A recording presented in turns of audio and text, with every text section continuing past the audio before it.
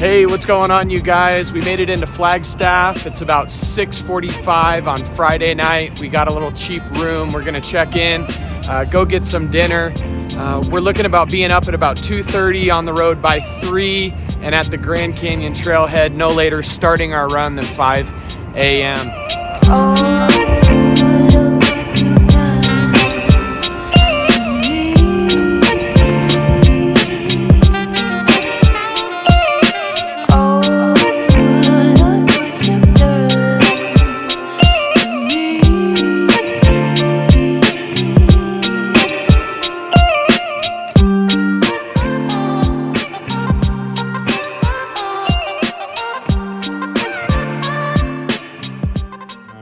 This pack right here is really cool. I got it at REI. I mean, you can on a hydration pack spend well over 200 bucks for a good one, but this was just $100. It's super cool. It actually comes with 2 liters of water in the bladder in here.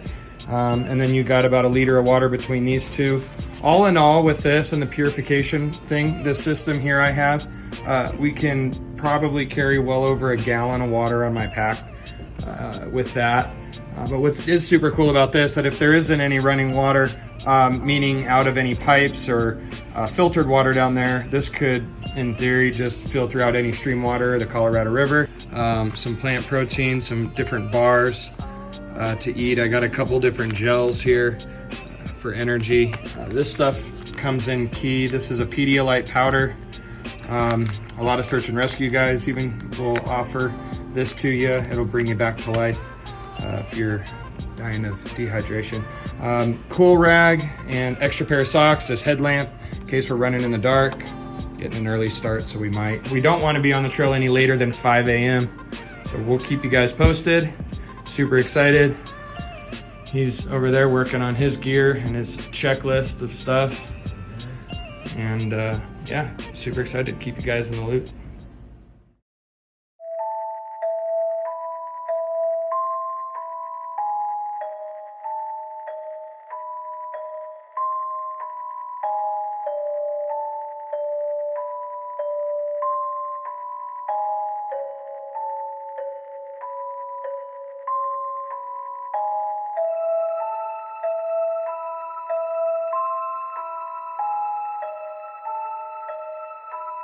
Hey, what's going on, you guys? It's about 5 a.m. We made it to the Grand Canyon. We got excessive heat warnings today. And there are signs everywhere that say do not attempt to go down and back up the canyon in the same day. That's what we're doing. That's exactly what we're gonna do. So anyways, hopefully we can get some good shots, but we'll be probably well into the canyon by the time the sun comes up. Maybe we'll get some better shots on the way back up. So stay tuned.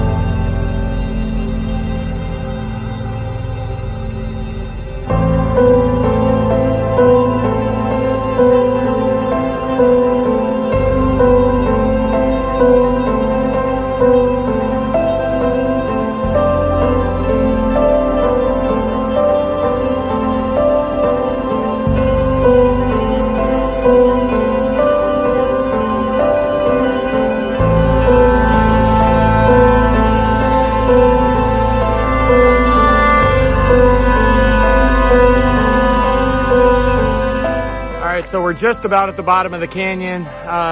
We've come down about, I'd say 85%. We can just now see the Colorado River down there. And then across it is that bridge. Unbelievable. This morning when we got to the parking lot, it was like 4:30. We met this awesome man behind me. His name's Joe. He's from Michigan. A longtime wrestler. He's got 2 kids.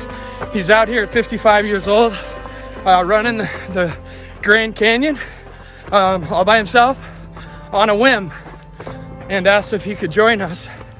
And said, couldn't be more pleased to have you. And he's been a great companion this entire time. We've managed to stay pretty busy talking and getting to know each other. It's incredible. We're talking about affluence and how it's not over finances, it's a state of mind. And it doesn't matter how much you have in the bank or how much you don't have in the bank. If you're always worried about what you have or what you don't have, you're still poor.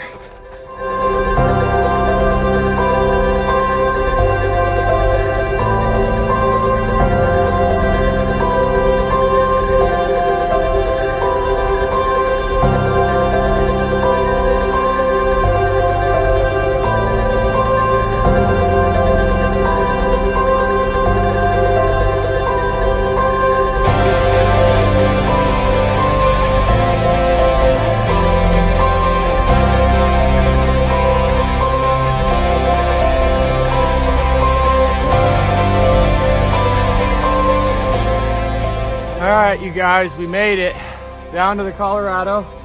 You can see like a mist on top of the Colorado behind me. Hard to see in this photo, but it is there. We got rapids this way. We're just gonna go into Phantom Ranch right now, take a little break. But we're definitely getting into Colorado. Don't care what no one says.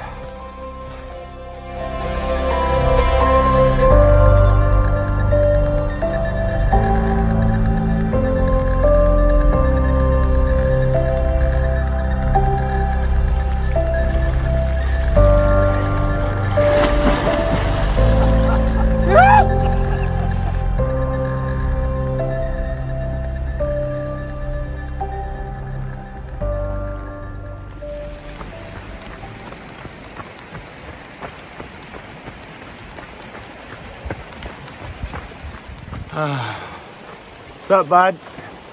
My lads, we made it. This crazy man's hiking Grand Canyon in 5-finger toe shoes. I'm barefoot and it hurts, but I made it. Crazy. We're coming up to Phantom Ranch. Bright Angel Campground. Bright Angel Campground. You can see this water. It's just trail runs alongside for quite a while. Sometimes they say Phantom Ranch. I'm not sure with COVID, but you could typically go get some really good. Everyone talks about their lemonade. I'm not sure if they're open, but I don't need no lemonade. I can take a drink 3 different ways here. Look at this. Oh, I want to take one here. They're like udders. I can take one here. I can take one here. I can take one here. You can keep your lemonade.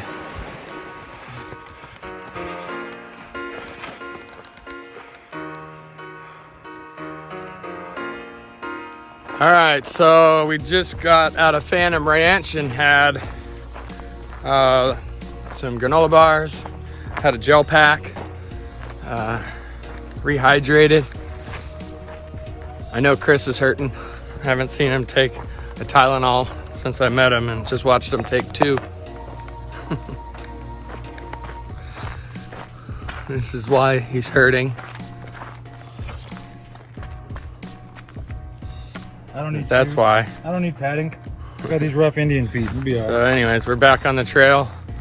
We're gonna start our ascent back to the top. I think our last stop is gonna be through Indian Garden. And then we got about 5 miles after that up the rim. So I'll try and get out of this canyon before it gets too hot.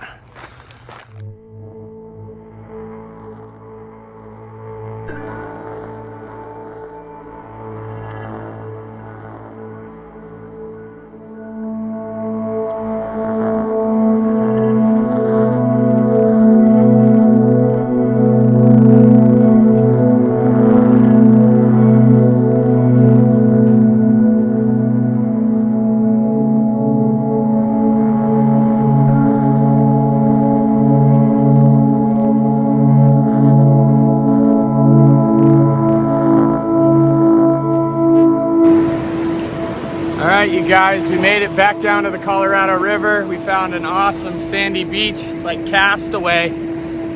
Water's ice cold. Taking a dip before we climb back up out of that. We got some heat advisory, so we should probably get going, but if I had a flotation device, float down to Mexico. See you in a month. So beautiful.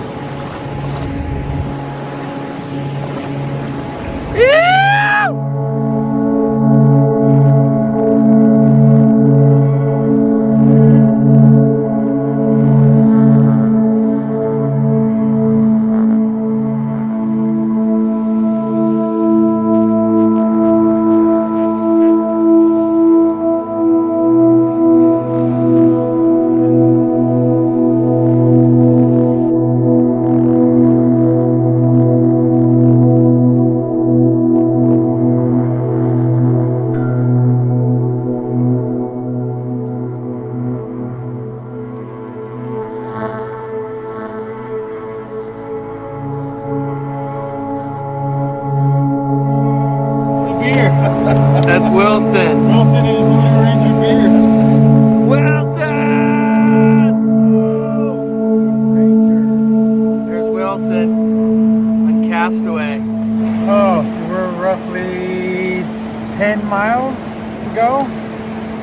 We're looking at maybe 4 to 5 hours left of this trek. What does that say? We're in God's country doing God.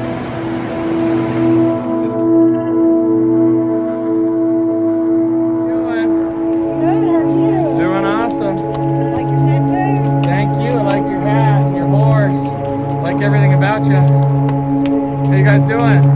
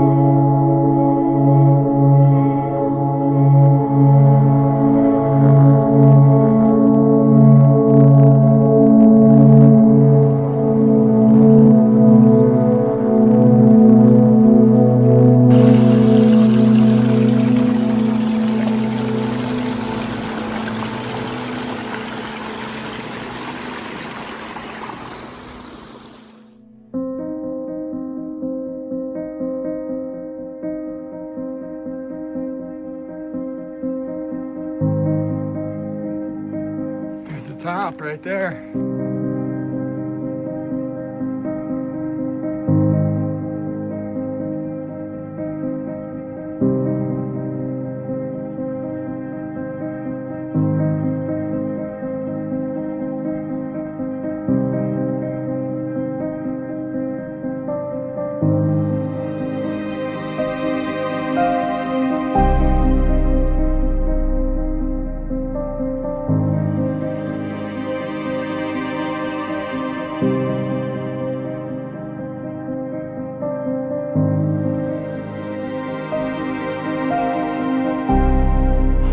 She is.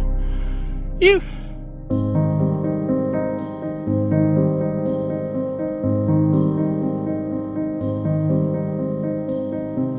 Hey, what's up, guys? We're probably about 3/4 of the way up right now.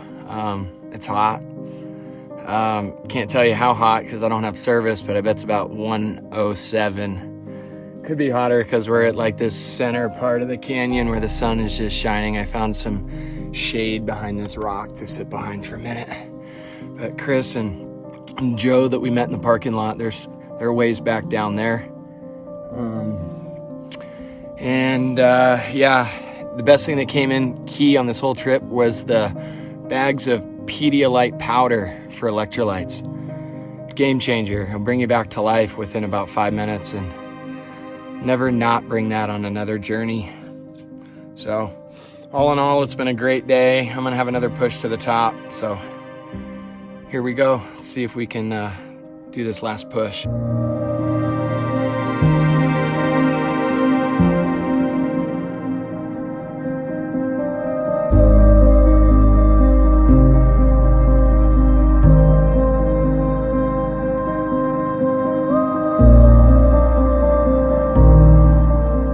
We're about 85%, I bet. Climbing up the south rim. You can see the opposite rim over there. We're just getting to be about level with it. So these are the last switchbacks. There's really not any running right now. It's more like a strong power walk, but super excited to eat and get out of this canyon and be able to look back down at where we came from and the big loop that we did. Grand Canyon's incredible.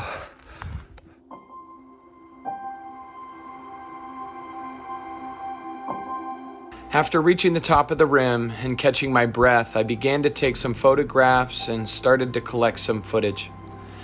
After looking back at the day and how far we've come, and then looking at these breathtaking views, I couldn't help but to feel a sense of liberty and freedom.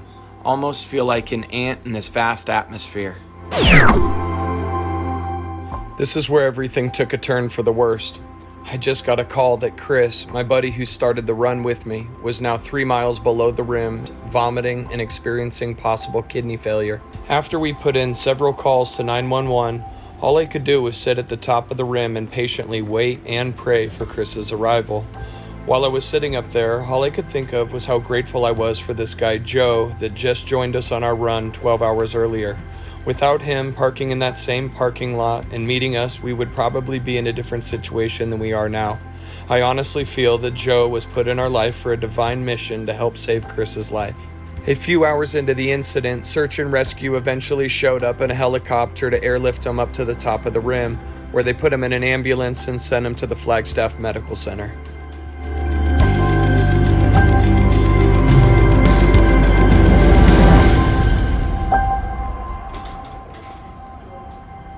All right, I'm still outside the emergency room. It's well after 10:30 or so. I just went inside. They won't let me in because of COVID, and there's no sign of them coming out anytime soon. I know they're doing blood work, pumping them full of fluids, but I'm not exactly sure how long it's going to be. There's no discharge paperwork yet, so I'm going to just be out here in the parking lot waiting for my boy. And I'm gonna take a little siesta. What a day. Crazy.